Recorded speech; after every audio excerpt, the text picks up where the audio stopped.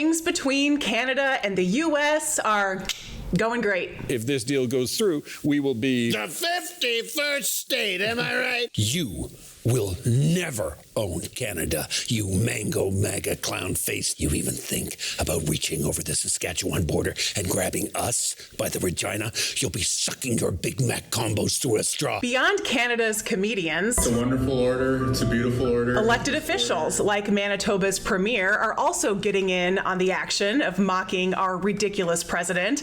But in the battle between Canada and the U.S., the Senate is siding with Canada. The yeas are 50, the nays are 46. The joint resolution is passed. While Trump is in Asia doing whatever this is, He says, oh, no, we will fight. I said, well. The Senate is slapping down his tariffs on Brazil and Canada. Confusion for small business. Dad, silence your phone. It's a flip phone. Chuck Schumer really is my dad. My dad had a flip phone until very recently. I wish there was a split screen and we could see Schumer's staff when his phone starts ringing. Are they surprised or are they like, just another day? Okay, we'll return to Chuck when he gets his shit together. Klobuchar, you're up. Our resolution terminates the president's so-called emergency declaration related to the Canadian border and restores stability and common sense to our trade with our close ally. In the Senate on Wednesday night, in a 50-46 vote, 4 Republicans joined Democrats to cancel Trump's declaration of a national emergency at the Canadian border. Just this week, the president added a special 10% import tax on Canada because he was mad about the nation's Ronald Reagan ad. It had 11.4 billion with a B impressions, we talk in the media, but views around the world. A tariff on Canada is a tax on Americans. President Trump ran on creating more jobs.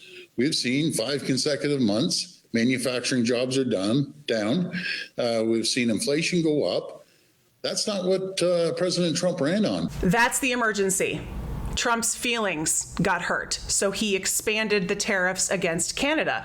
I had no idea that included in a declaration of an emergency is Trump's fragile ego. Taxation without representation is tyranny. Yet these taxes are originating with the White House. The idea that no one should have taxes imposed on them without their consent is central to the ancient concept of what constitutes a free people. And once Schumer silenced his flip phone, he made some good points too. Americans are eating 90% of the total cost of Trump's tariffs. 90% is going right out of the pockets of the American family. That's not liberation.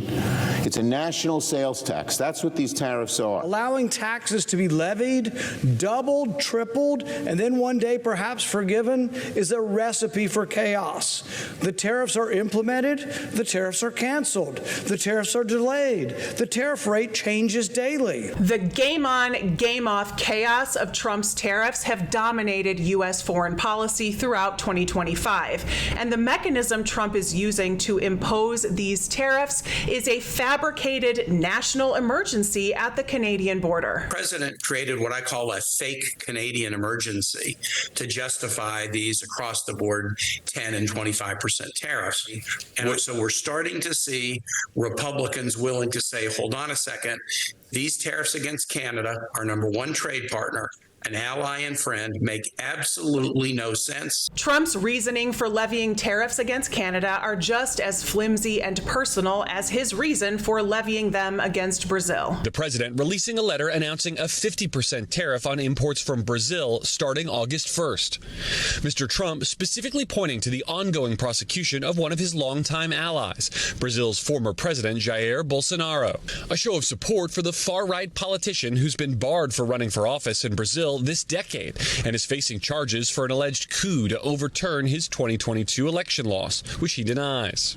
The president calling Bolsonaro's trial before the Brazilian Supreme Court, quote, a witch hunt that should end immediately. It's the first time the president has explicitly imposed a steep tariff to punish another country for a legal proceeding he dislikes. The Senate's actions this week could indicate a shift in some Republicans' willingness to push back against Trump, because in May, a similar effort failed. The measure, which failed with a 49-49 vote, would have eliminated the national emergency the Trump administration has used to impose 10% tariffs on more than 50 of the United States' closest trading partners.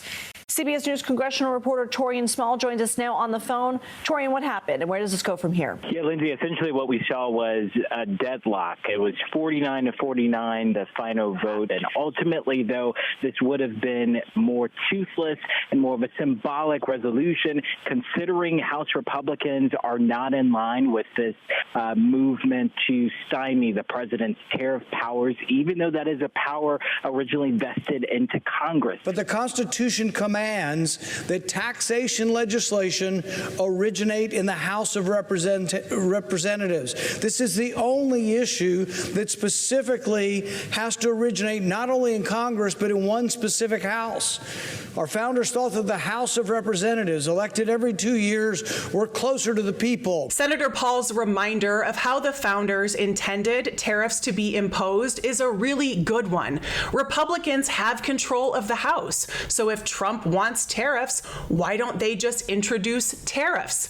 Because the House is a mess. Republicans are a disastrous, divided party right now. The House is a mess partly because of partisan squabbles and partly because their power has become increasingly diluted over the past century or so, and the executive branch is stepping into that void. Trump did not invent the overreaching executive branch. Presidents have often flexed their muscle during times of crisis throughout our country's history.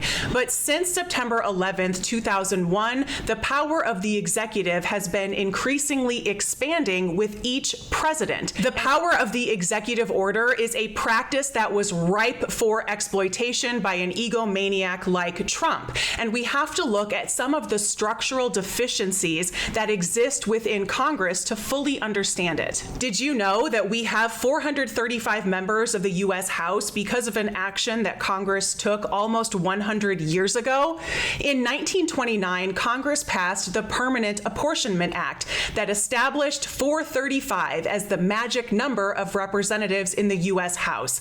And that number of 435 was based on the U.S. population in 1910, which was 92 million. We have more than tripled our population. Based on a U.S. population of 92 million, each of those 435 representatives were responsible for around 210,000 constituents when the act was passed. But today, when the U.S. has a population of over 340 million, each of those 435 representatives have a constituency of over 780,000. With those numbers, it makes sense that Congress has become substantially weakened, and President Trump is exploiting that weakness. We are watching the disastrous consequences, even if it is yielding some comedy gold. We're not so far apart, you and me. You want steel? We want steel. You want cars? We want cars. You want to be the 53rd state.